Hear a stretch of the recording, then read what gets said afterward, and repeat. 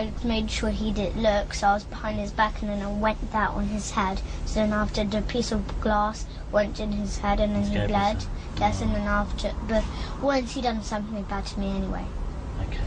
Well, it was on purpose actually. What we'll do, I think we'll stop because your mum's finished and it's getting quite late for a day. So I think we're going to take a break, if that's all right. And we're going to stop and we'll finish up for today. Is that all right? Yes. I heard my mum say that we are going to go to see you tomorrow.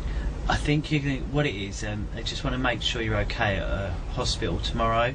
So they're going to check you over, make sure you're okay. And in a you're hospital? In a hospital. Just and a special one though, like a child special It's one. a doctor that specially deals with children.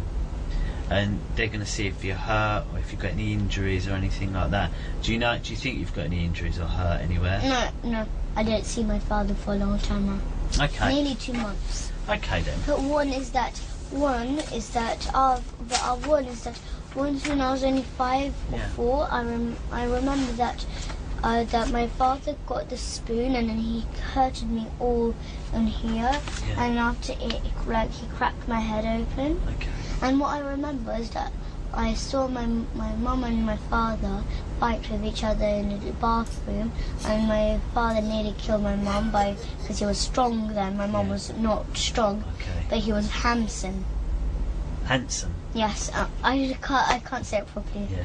So then because he banged her on the floor and then he got his knee and pushed her right in my mum's head. Oh dear. And he nearly killed her.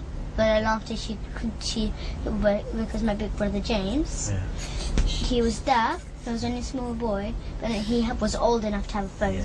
He had his own phone, and my mum called for James to call the police. Yeah.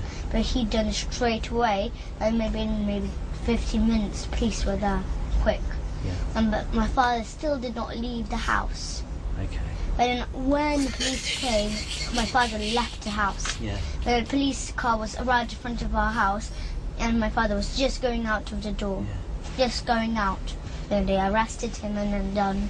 Okay. I remembered that, but I was scared. Okay. Because when he opened the door, he done it on purpose. He opened it. My mum told me to show Mr. Hollings' house, and I was like, it's just over there down that road, and then there was just loads of houses lined up.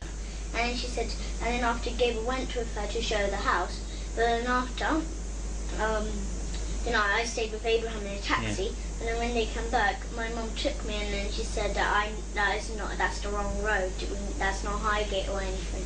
Okay, so when we spoke, you told me a lot about Mr. Hollings' house, didn't you? You described everything about it. And you told me even what telly he had. What made you choose that telly? Because at tennis, we go to tennis and they have a Samsung. Is that why? Yeah. Okay. You'll never believe me then. Okay. They were like before, but then when you mentioned it, then I thought you might believe. Grace, Goriva, Dearman. Okay, so it's 4 names you've got. Yes. Okay, so and have you got a middle name? Is Grace your middle name? Yes. And no other names? No, it's Grace. Okay, perfect. So Alicia, Grace, Goriva, Dearman. Yes. Okay.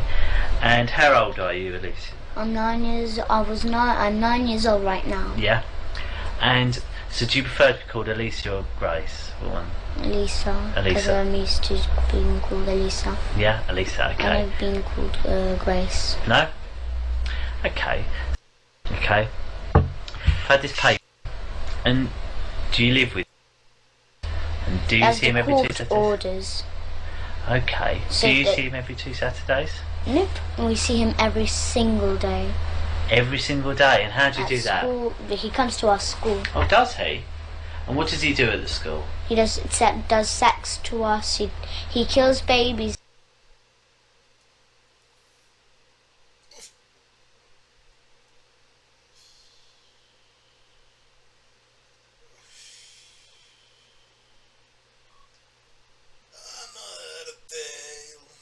What he do at the school? He does sex to us. He kills babies there. We a baby.